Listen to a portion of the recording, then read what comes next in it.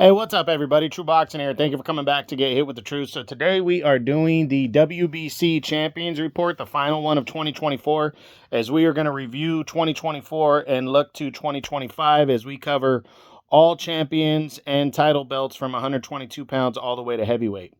Now, before we get into that, if you could smash the like button, leave a comment, or subscribe to the channel, I really do appreciate any and all support that I can get as I continue to build my channel here. So, the WBC, the green belt, it was another year, a lot of things going on in this, for the WBC, every WBC title. So let's jump right into it and start at 122 pounds, super bantamweight.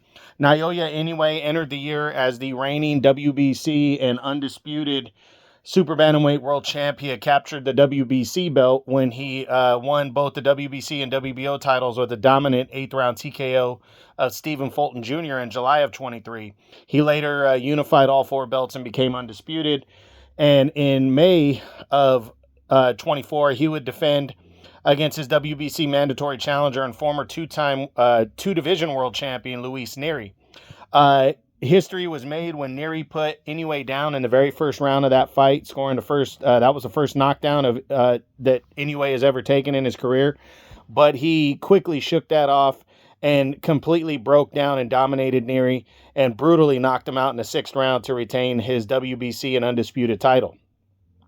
Then in September, he would return, but surprisingly would face off against former champion TJ Doheny, when most thought he was going to fight either one of his other mandatories in Sam Goodman or MJ Marajan Akhmadaliev.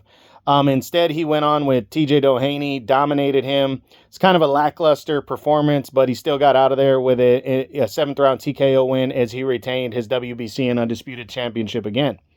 He was supposed to fight on December 24th for a third time this year, defending all his belts against his IBF and WBO mandatory challenger, undefeated Sam Goodman. But Goodman had to pull out of the fight with an injury. And now as we enter 2025, that fight has been rescheduled for January 24th on ESPN. So heading into 25, Inoue is still the king of the division.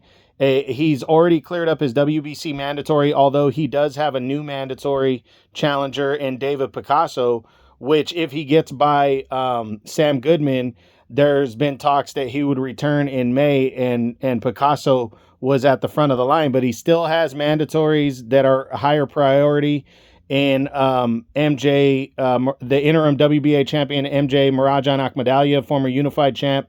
He's next in line after Sam Goodman, and that could mean Inoue could have to vacate belts. So we'll see what happens. He's got to get through Goodman first on January 24th. Hopefully by the next Champions Report at the end of February, we have some news on who his next opponent might be if he gets by Sam Goodman. Next at 126, the Ray Vargas entered the year as the reigning but inactive champion in this division. Vargas didn't defend the title at all in 23 after he won the title in 22. But quickly jumped into a fight with his number one contender, Nick Ball. And that took place on the Joshua Ngannou undercard on DAZN pay-per-view. And in a great fight, he would control the action in the first half, but then in the second half, Ball would score 2 knockdowns and storm back into the fight. The fight would go to the scorecards after 12 in a great action-packed battle, but Vargas would escape with a draw and the title in hand. It was somewhat of a controversial call. After that, Brandon Figueroa came back in the picture and became the WBC interim champion, and these two guys were ordered to fight each other, and it was being negotiated for the end of the year, and then something happened to where Vargas was named champion emeritus, which means he can come back and fight for the title whenever he wants, and Brandon Figueroa is upgraded to full champion. Immediately, the WBC Figueroa signed a fight with Stephen Fulton Jr., a rematch, the only man that's ever defeated him. They signed on. They were going to fight on December 14th on the Tank Davis Lamont Roach undercard, but Roach and Davis moved off of that date into 25, and now that fight is scheduled to take place on the Benavidez Morel pay-per-view undercard that's taking place February 1st. Now, I'm going to do a breakdown video on that fight sometime in mid-January, so stay tuned for that. But hopefully the fight goes forward as planned. But by the next champions report, the first of 25, we're going to know if Brandon Figueroa is still the champion and has got his revenge over Fulton, or if Fulton becomes a 2-division champ. I'm really looking forward to that fight again, February 1st on Amazon Prime pay-per-view. Then next up at 130, super featherweight, O'Shaquie Foster entered the year as the champion. He was coming off of a razor-thin, a come-from-behind 12th round TKO victory over Rocky Hernandez at the end of 23. And in February, he decided to return to defend his title against Abraham Supernova. Most people viewed this as a wash, but I called and said Supernova's a good fighter and this could be close, and it was close. The two went toe-to-toe, great action-packed battle. Foster would escape with a close 12-round split decision victory as he would retain his championship. Then in July, Top Rank signed a big fight for Foster as he would take on former 3-time world title challenger Robson Conceição of Brazil. And a lot of people were excited, myself included, that this was going to be a big-time battle right here. But it ended up stinking up the joint because Foster decided to play defense and try to win the fight doing that. Conceição was missing by a mile on his shots and coming forward, and Foster was landing 1 to 2 punches at a time, counter-punching the entire fight, wasn't aggressive. It went to the scorecards where most people thought Foster should win, and I thought the same thing, but the judges gave it to Conceição by a very controversial 12-round split decision as Conceição finally became a world champion and captured the title.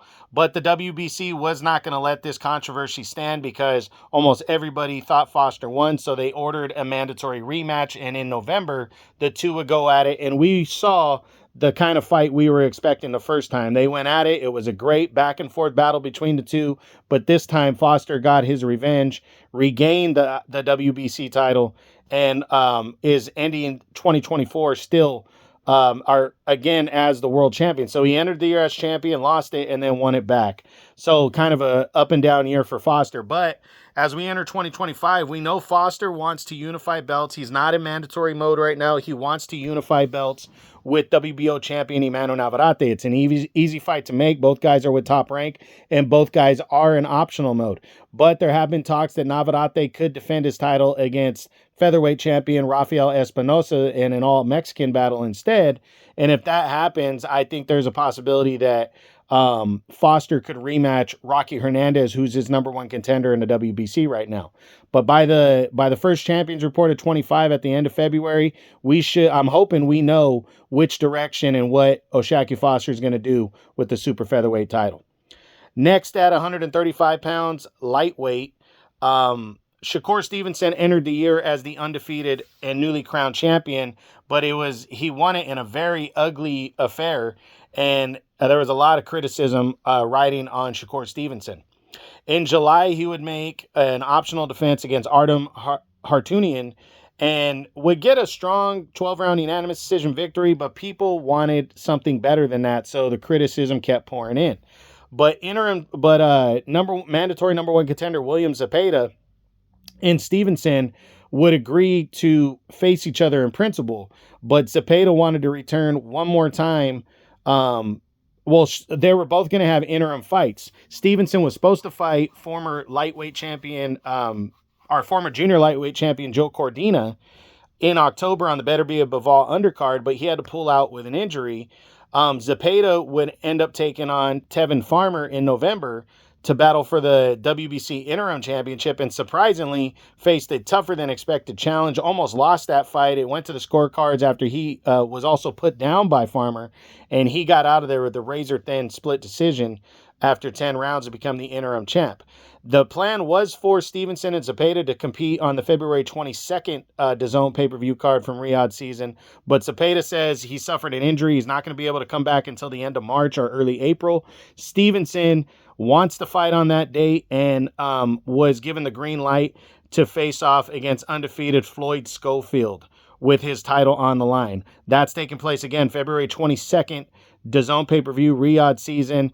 I will do a breakdown video on this fight at the end of January, early February to let you know what's going on. But by the first Champions Report of 25, we're going to know if Stevenson is still the reigning world champ or if the 23-year-old Schofield can pull off a major upset.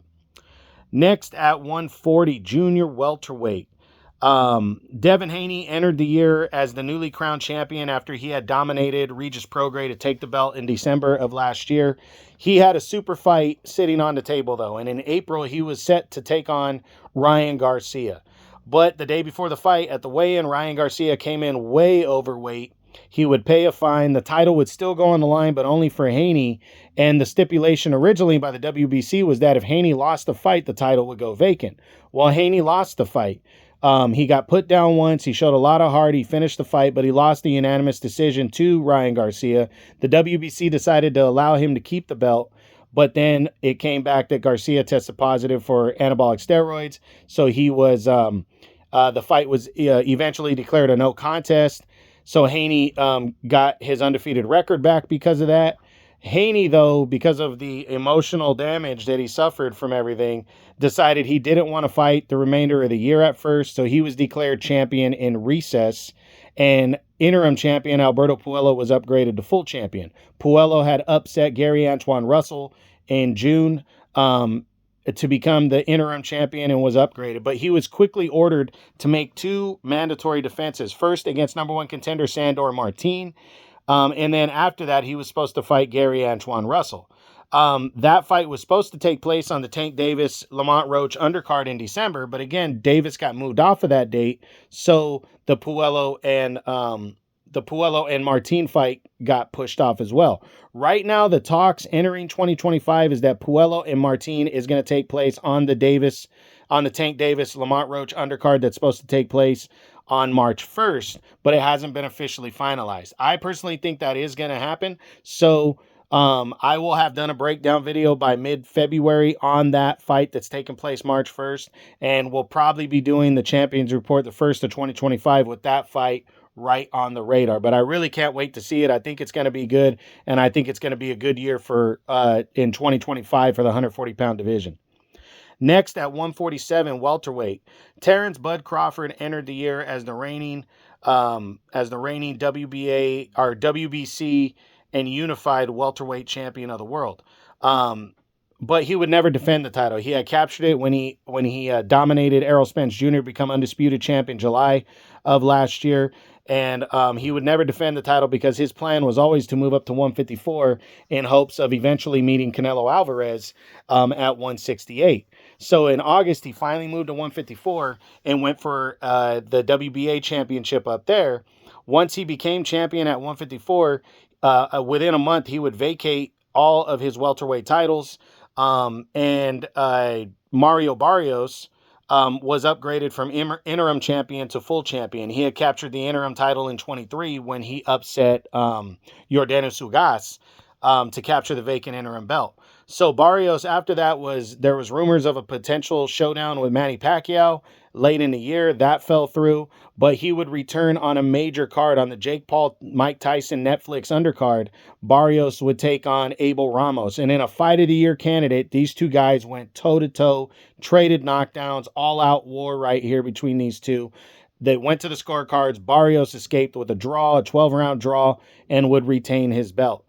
As we enter 2025 now, there have been talks. Barrios has been linked to a potential unification with Jerome Boots Ennis. There's still talks about the Manny Pacquiao fight at some, that could happen. There's talks about a potential Abel Ramos rematch. And we don't know if the WBC will order him to fight his mandatory in Sissoko or whatever his name is, the dude's name.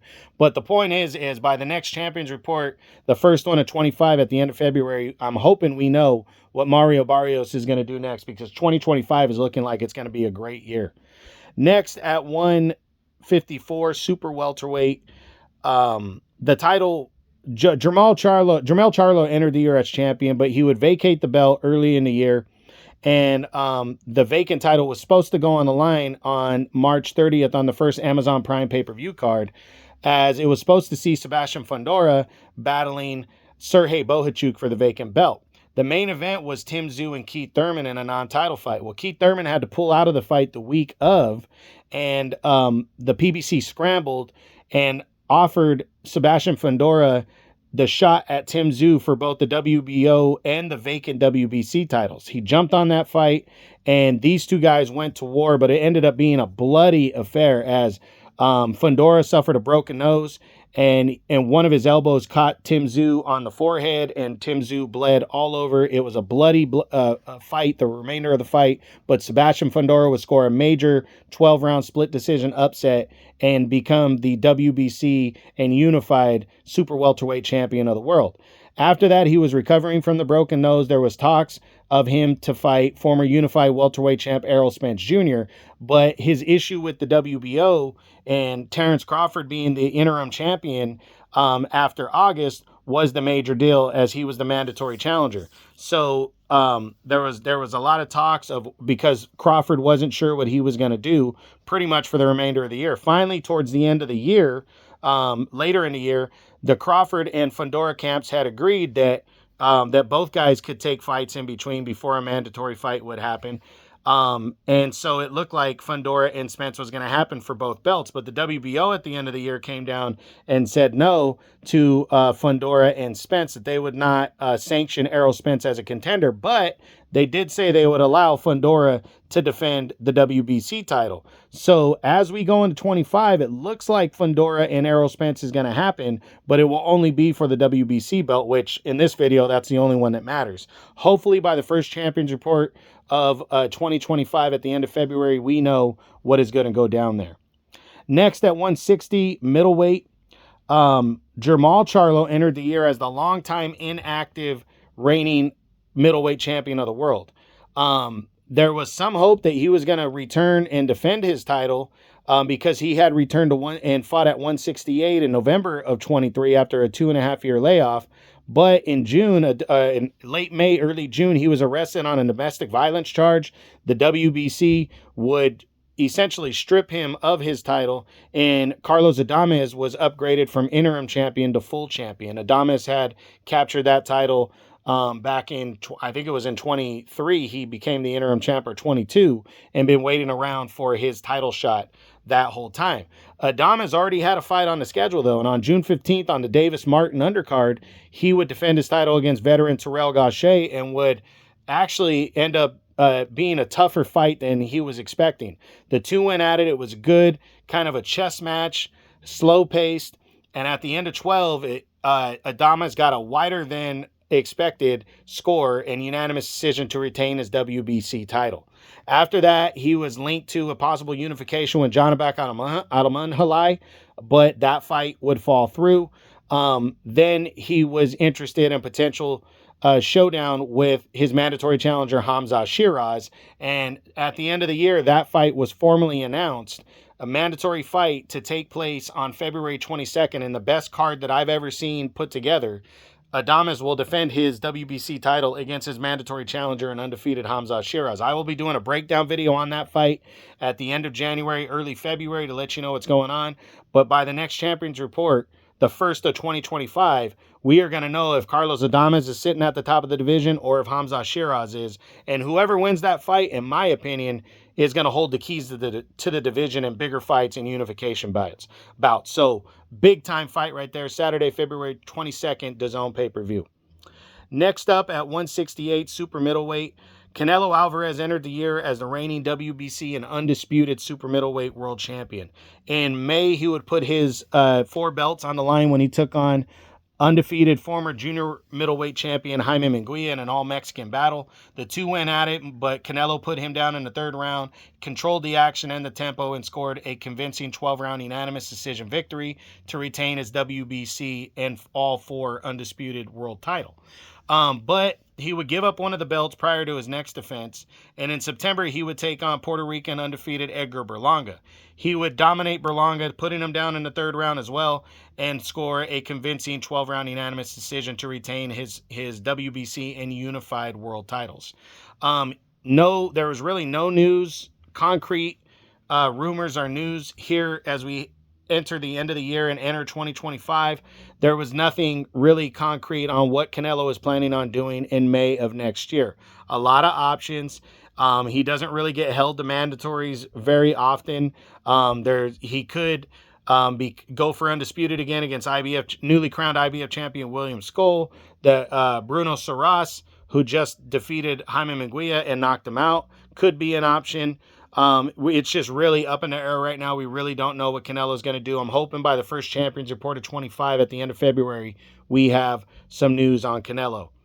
Next, at 175 light heavyweight, Arthur Beterbiev entered the year as the reigning WBC and undefeated unified light heavyweight champion of the world. In early January, he would defend all three of his belts against his WBC mandatory challenger, former super middleweight champion Callum Smith. He would dominate Callum Smith, picking him apart and destroy him with a 7th-round TKO victory. He was supposed to unify all 4 belts against Dimitri Bivol on June 1st on the 5 versus 5 card, but he had to pull out with an injury. That fight was postponed for October, and in October, he made history happen when he defeated Dimitri Bivol, retained the WBC, but more importantly, unified all 4 light heavyweight world titles and became the undisputed light heavyweight champion of the world in a great fight. It was a somewhat controversial 12-round majority decision win for Beterbiev in a very close fight. As we exit 2024 and enter 25, Beterbiev has already been signed on for an automatic rematch with Dimitri Bivol, where he would defend the WBC and undisputed light heavyweight championship against Bivol on February 22nd as part of Riyadh season on the best fight card I've ever seen put together. Can't wait to see that. So by the first Champions Report of 2025, we're going to know if Beterbiev is still your WBC and undisputed champ and what he's going to do next, or if Dimitri Bivol will have unseated him and taken the WBC and undisputed title and what his next plans are. Next, at Cruiserweight, 200 pounds, Noel Gavor entered the year as the newly crowned champ after he destroyed former champion Ilunga Makabu in November of 23 to become the new world champion. He would not defend the title the whole year, but stayed champion. He was supposed to fight Ryan Rozicki, the mandatory #1 challenger. They had 7 fight dates fall through for variety of reasons. A lot of it has to do with him being promoted by Don King, which everybody knows the controversy there. But as of right now, he exits 2024 not defending his title at all, entering 25.